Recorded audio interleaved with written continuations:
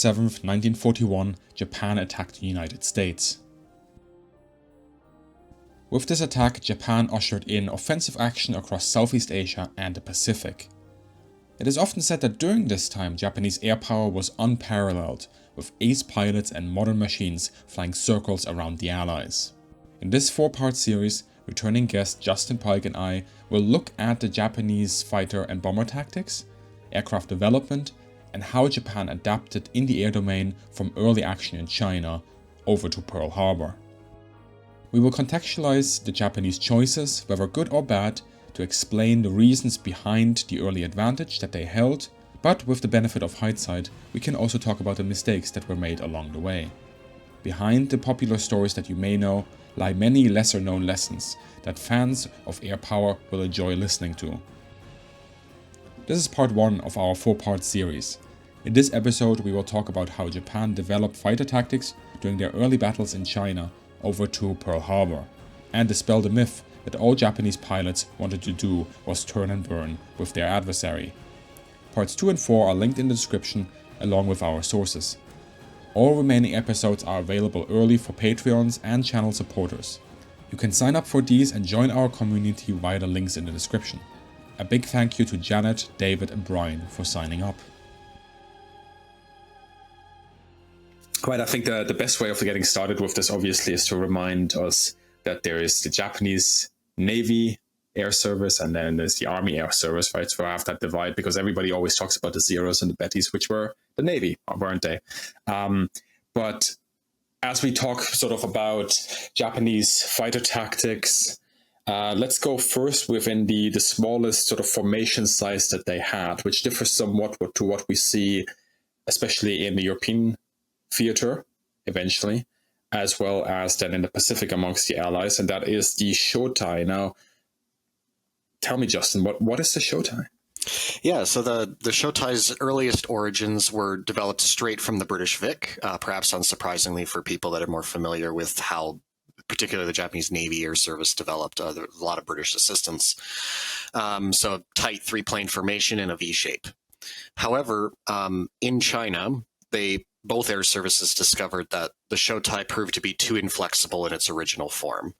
It was loosened up significantly, and it rarely used a V formation in combat. It instead adopted either line astern or left or right echelon, and then there was enough spacing provided between the individual aircraft to allow maneuver while remaining close enough to provide mutual support.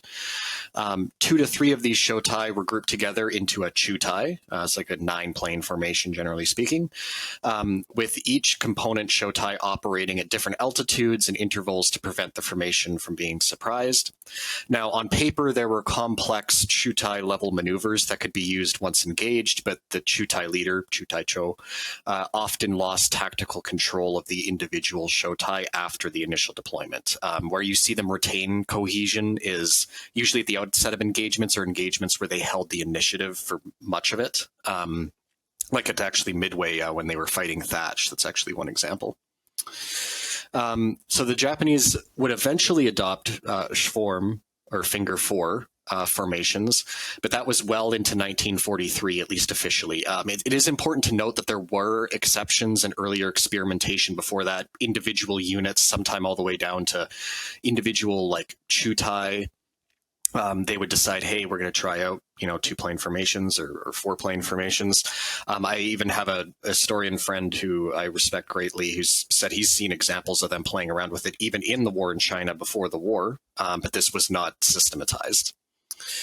Now, instead, the Japanese formally, they were kind of content to reform their 3-plane formation instead of adopting a 2- and 4-plane one. It was still a positive change, but the later move toward formalizing Schwarm or Finger 4 demonstrated that they hadn't comprehensively solved the problem, perhaps unsurprisingly for people familiar with other aspects of the air war. So for most of the air war in the Pacific and Southeast Pacific, it was basically the Japanese fighting in that 3-plane formation, whereas the Allies would eventually go to that 2-plane / 4-plane formation that we're familiar with. Now, Just so we sort of understand how a shotai looks. Now, you said that a shotai becomes a chutai once there are 3 shotais involved, and these are sort of staggered on top of each other. But we think of the wig, obviously, if I use my fingers here, we think of the wig sort of as this sort of formation, right? We have the leader, and then on the sides we have the wingman. Is there also in the shotai sort of a staggering of the wingmen, that they're a little bit further out, that they're more spaced out and also staggered in altitude, or are they staying really closely together? Yeah, so they're, again, like they didn't really use like a V formation in combat almost ever. That was cruise flight. So you'll see footage of them, but they're almost all the footage you ever see of Japanese fighters are in cruise flight. But yes, they did stagger in altitude, and they also spaced out between aircraft because, of course, trying to maintain a very tight V formation in combat, that's a lot of work for the pilots, and it was causing issues in combat identical really to what the British experienced. And then picking up on what you said regarding sort of this loss of control by the Chutai Cho, the Chutai leader. Now, if you look at sort of World War II dogfights, they're very chaotic. Everything is happening left, right, and center, and it's very hard, of course, to keep control of a formation at the best of times. There are a lot of stories regarding the Japanese that there's sort of limited discipline amongst pilots, or that maybe some of the planes didn't have radio equipment. Was this a contributing factor, or are these things just myths that have sort of been perpetuated over the years? So as far as discipline goes, there's nothing to actually say that they were less disciplined than other air forces. Of course, you can find examples, and I think one of the most famous ones actually is in Sakai's memoir. In one particular action, he's actually quite angry that he felt like Japanese Navy fighter pilots had embarrassed themselves in a particular action where they just broke formation and started chasing a bunch of B-25s at low level. Can I just ask very quickly, sorry to interrupt, but is this the English translation of Sakai's book? That's the English, yeah. Yeah, okay, because that one is... Yeah, I think that book is known to have some liberties taken with the translation, but please continue. Yeah. And for the most part, they had pretty excellent formation discipline a lot of the time, as long as what really started to work against their cohesion is later in the war, when the average quality of their pilots started to decrease. Because one of the main disadvantages of the shotai is that it was a 3-plane formation. It still took a lot of effort to maintain cohesion. And when you start getting less experienced pilots, the formation itself is brittle. At its core. I mean, that goes straight into my next question then. Did the shotai actually work? Because we always have sort of this image that, the VIC formation was this very rugged, very sluggish, unresponsive formation that really didn't work in favor, especially for the British during the Battle of Britain, until they made some squadron level changes. The shotai being staggered out, a little bit more flexible there, perhaps? Oh yeah, the way they reformed it with their experience in China made it a completely different formation from the British VIC. This is something I can get a little frustrated by when I read certain authors that seem to assume that it was literally just a British VIC still into the war, and it's just not the case at all. So it was actually quite flexible. Now, because of it's a 3-plane formation, there were a lot of complex aerobatic maneuvers that they had to use at times to maintain cohesion in combat. And when outside observers were looking at this, an American pilot not familiar with Japanese tactics other than what they can see flying around at several hundred kilometers an hour, it could look on the surface like Japanese fighter formations were, they've been described as like a swarm of bees, for example, but looks were deceiving. These were not disorganized blobs, and newer research that cross-references Japanese records with Allied ones adds a lot more clarity to how Japanese fighters were operating tactically that soul sourcing from Allied records simply can't do. It's the same thing when discussing the actual combat performance of the shotai. So one could be forgiven for assuming that the shotai or Japanese fighters generally didn't meet with much success beyond the initial stages of the war, because that's really the traditional narrative of the Asia-Pacific Air War is one of rapid Japanese decline. Frankly, it's a major error, and it's driven by virtually no one using Japanese operational records to assess actual loss rates, and instead they rely exclusively on Allied overclaiming to measure tactical success. So it looks like you're looking at various air actions in 43, and you're like, oh, well, they shot down 50 Zeros in this engagement, and they lost 10 aircraft. So, of course, the Japanese are suffering greatly. It's no, the Allies overclaimed by 5, 6, 7 times. And I'm actually reading a great book by Michael Claringbold that you've had on the channel before, on Operation Rogo in late 1943. And that operation is not a stunning Japanese victory at all. In fact, it's so obscure that I'm sure many people have never heard of it. It's almost unmentioned in English language sources because it kind of gets tied up in the Bougainville landings. But you look at individual tactical actions, and against Corsairs, even in late 1943, it's like Zeros are holding their own, sometimes doing quite a bit better. So it's that's sort of tactical level victories there, or like tactical level stalemates there in the area. Yeah. And as far as communication goes, now that is a very different story. So there's the radios, particularly in the Zero, were notoriously unreliable. And it's just there was poor shielding on the radios. There's a lot of atmospheric interference, particularly in the South Pacific. And these factors combined together, and the radios in a lot of the land-based Zeros in particular, they just ripped them out because they just felt like we'd rather save a few kilograms of weight than try to lug these things around and that don't work. So they were largely down to hand signals, rocking wings, that kind of thing, pretty much straight out of the First World War. Did it work? I mean, often it did, but then there are other times where, you're stuck in clouds or whatever, which would build up over the South Pacific quite frequently. And it's like, well, you can't communicate with anyone around you. You don't know if one part of the formation has been attacked. It would definitely cause problems. And that was, I would say, probably the number one reason why sometimes you would see formations break apart, or part of a Chutai would just fly onto the target while the other part was engaged and they had no idea.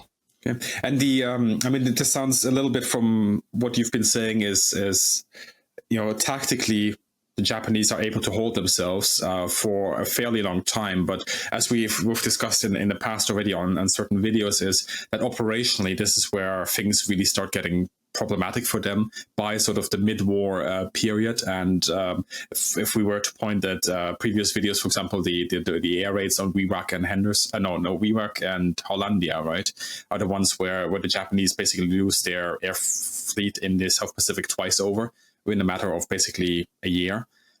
So those things are probably a little bit more significant to what the air war changed as than sort of the tactical level engagements where the planes were still holding their own. Regarding sort of the point you've made about the sourcing in the Japanese records, that these weren't used, I mean, this is changing nowadays, right? If we just make a very quick intermission and glance at sort of the historiography and the new research coming out, there is, I think, quite a lot of progress made in the last couple of years, building up on some of that foundational work that was done in the last 20 years. Yeah, and Michael Claringbold is really the guy that stands above all else, particularly beyond 42. And another name I should mention that I hold great respect for is John Lundstrom, and he was writing back in the 80s, 90s, where he was probably the first, like outside of maybe a few scattered Osprey authors as well, who deserve a lot of respect, like Tagaya Osamu and others. Henry Sakaida is another one. But yeah, there's a handful out there. They're really good if you want to grasp what was going on the Japanese side and actually comparing losses. With using the records from both sides instead of just kind of going with one side. And by the way, it's not, again, it shouldn't be new to people for your channel, but I'm not saying that the Allies overclaimed and the Japanese didn't, because, oh boy, the Japanese overclaimed. I mean, when you look at any engagement during World War II, both sides are going to overclaim.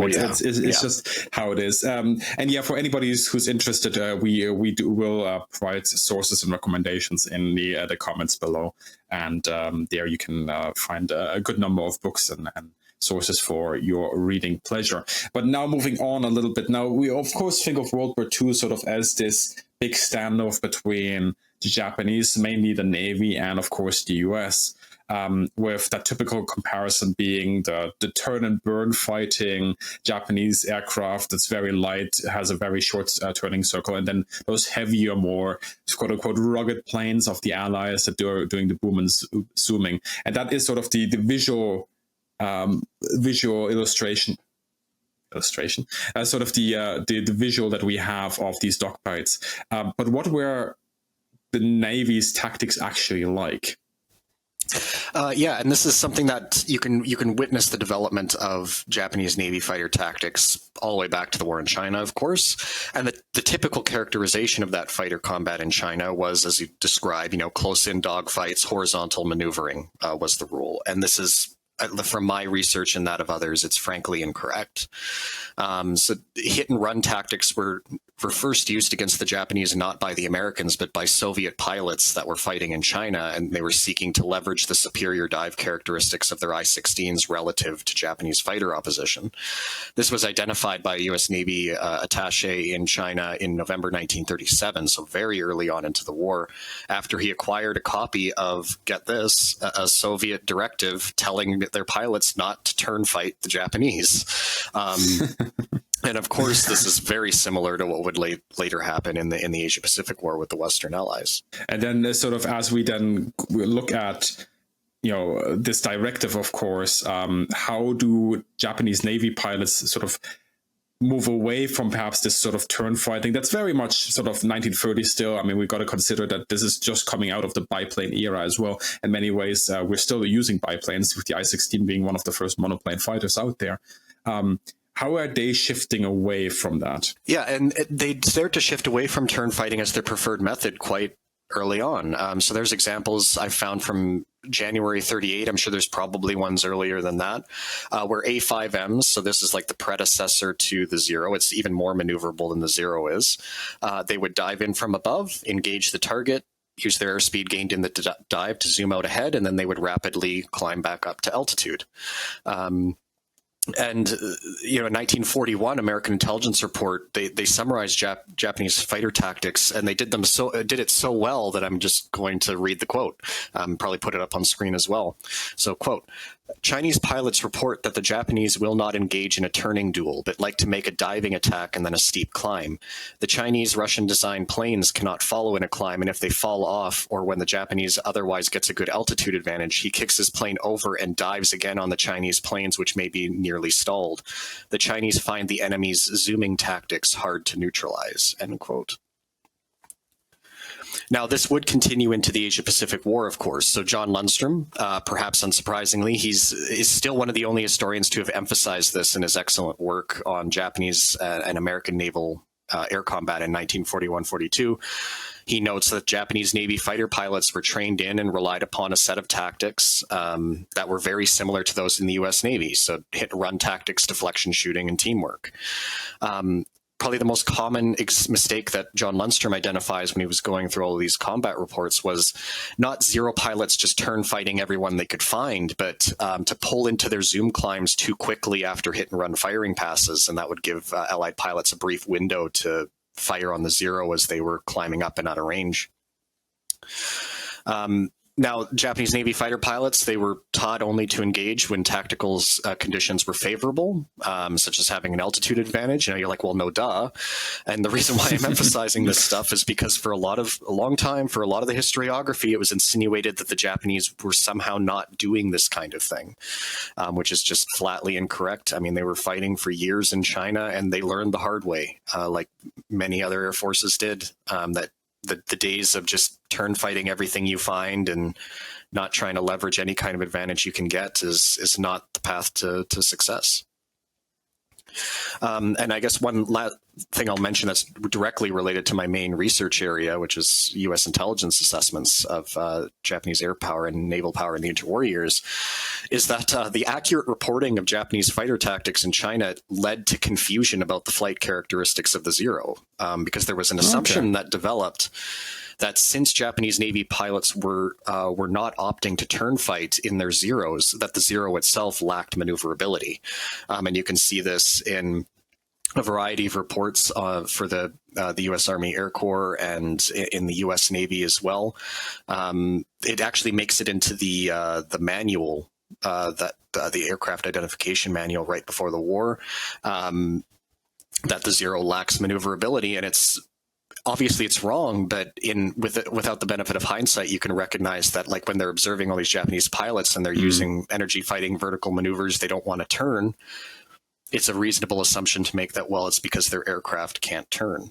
Well, that was certainly then a rude awakening for the intelligence community after the Japanese Zero started engaging U.S. wildcats and whatnot. But now we've talked about the Navy and the Army. From what I gather, the Army is a lot more sort of old school in their tactics and the way they want to engage. And also when you look at sort of their aircraft development until later in the sort of the 43 to 45 period when sort of new planes are coming out. But it looks very much like they have this turn and burning ingrained in them and they don't want to let go. Is that a correct assessment? Yeah, like the Japanese Army Air Service, it's much more stereotypical, as I would say. And actually, one amusing way you can see that reflected is in your video where you talked about their assessment of the BF-109, where they were doing comparative flight trials and everything, and they were kind of baffled by this German pilot that wasn't dogfighting properly. Why is he not doing what he's supposed to do? Yes. And so the Japanese Army, they would shift their tactics over time, but it was into the wider Asia Pacific War when they started getting newer, heavier fighters that they started to make this shift. And this is really reflected as well in the fact that the main fighter that they end up getting, the Ki-43-1, it's an absolutely stupendous, low-speed, traditional dogfighter. It's easily the best monoplane traditional dogfighter of the Second World War, which really is damning it with faint praise, in my opinion, because it's not exactly what they really needed, but it's what they got. And descriptions of Japanese fighter tactics engaging the Chinese, it emphasizes a lot more turning. This is implied as well because when you look at the response of the Japanese Army Air Service to the aerial battles over Nomonhan against the Soviets in 1939, they faced a lot of Soviet hit and run tactics, a far higher frequency than they did in China, and they were kind of taken aback by it. But they didn't sort of absorb anything from that? They absorbed maybe a little bit, but of course and this goes for a lot of things when it comes to Nomonhan, is the Japanese tended to do just well enough in a lot of areas that they could get away with not really sitting down and coming to terms with their failures. I think that's what's so insidious about Nomonhan, because when it's summarized briefly, it's like, oh, well, the Japanese get crushed, which on the surface is true, but they're inflicting a lot of losses, and particularly in the air, they're holding their own. They're more than holding their own for large parts of the campaign, and it means that they don't necessarily pick up on problems like that because they can go, well, it was because we didn't have enough aircraft, that kind of thing. Yeah. It's very easy then to sort of explain away the shortcomings if you are doing just well enough, like you said, to assume that you would be doing well if you just had a little bit more of this and a little bit more of that. Yeah. But this Army preference then with turn and burning would stay 41, 42. I mean, they're obviously engaged on a completely different front than the Navy. Where would you say the first sort of cracks start to appear? I mean, the first cracks are pretty early because, of course, there's an experimental Ki-44 unit. For people who don't know Japanese aircraft very well, Ki-44 was a much heavier, far more traditional, in my opinion, a far better fighter than the Ki-43 that was their mainstay in that part of the war, where that unit was forced to learn how to do, I guess you could say, modern energy fighting and maneuvering in the vertical, because that aircraft couldn't just turn horizontally everything it faced. But it would take longer. Like it's kind of a loose transitory period, like through 42. Particularly, I think the tipping point is probably 43, because you're starting to see a lot more aircraft like the Ki-61 starting to make an appearance. There's more Ki-44s on the scene. The Japanese Army is getting a lot more experience dealing with energy fighting from the Western Allies as well. They're still using a lot of Ki-43s, though, pretty much all the way through the war. So there was still that turn fighting tendency. Although if you see how the Ki-43 itself develops, how they're doing new variants of it, they are adding more and more weight to it. It's starting to lose a little bit of its identity that the Ki-43-1 had when it initially entered service, showing that they are at least acknowledging reality, that they need to start moving away from just keeping your aircraft as absolutely light as possible so that it can have comical stall speeds. And one anecdote I have on the Ki-43 is like an American pilot was observing it, and it's like you're just watching this thing at really low speed just do 2 Immelmans in a row and not stall, and you're like and he's like, wow, that's amazing, but it can't come close to me. It looks pretty, but it's just like, it's not a fighter, at least not of this generation. But I mean, if you sort of say that it's like 43, sort of this shift in changing aircraft designs start to appear on the front lines, doesn't that mean that the sort of the cracks started to appear and it started to absorb something already around 40? Because that's when you have to, it takes about 3 to 5 years, maybe 3 years on a war footing to develop a new aircraft. Where does, for example, the Ki-61 come in as sort of a more traditional Western type fighter? Yeah, that's a really good point, and it's because the Japanese. So even though the Japanese army in China is drawing kind of whatever they want from their experience in China, they're also not blind to what is happening in Europe and trends in fighter design in Europe. And part of the impetus for acquiring a 109 and then trialing things like the Ki-27, their far older aircraft against it, was in preparation for the Southern advance against the Western Allies. They were concerned that their older turn fighters were not going to be at all competitive against newer, heavier Western aircraft. And they were kind of pulling in some of those trends from Europe, like, hey, we want a heavy fighter, which in kind of Japanese army design parlance is basically just a single engine fighter that's slightly heavier than weighing like a feather. Okay. Something lost in translation there, but yeah. So you have like the Ki-60, which ends up failing, but that leads to the Ki-61, which is similar in many ways. So yeah, like you are correct in pointing out that, like, obviously in terms of design, they were trending away, even if the attitudes of pilots took a little longer once they actually got the planes in their heads and they finished complaining about how it wasn't the same as what they'd flown before. Which, mind you, is something that every country had. I mean, if you look at some of the comments that pilots had, especially sort of the typical fighter jocks, about adding armor to their aircraft, like the American pilots, British pilots, German pilots. Like, why would we want to put this armor plate in our aircraft that is like 100 pounds is going to make my aircraft more sluggish? And then they come back and that plate saved their life and they're like, more of that, please. It does take a while for these things to sort of, these self-evident things really to become self-evident, which is bizarre, but that's just how it is, I guess.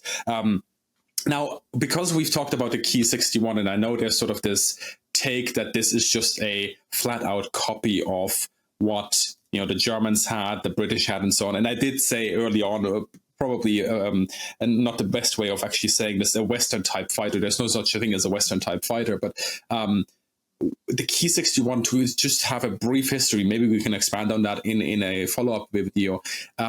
Is that really sort of absorbing just from the West, creating a new plane by themselves, which is sort of the normal development cycle that you could think of, getting influence from somewhere and then creating your own thing? Or where the design specifications literally, well, you've seen a 109, you've seen a Spitfire, create the same thing? Yeah, it's very much the former. So the head designer for the Ki-61 was actually trained by a German.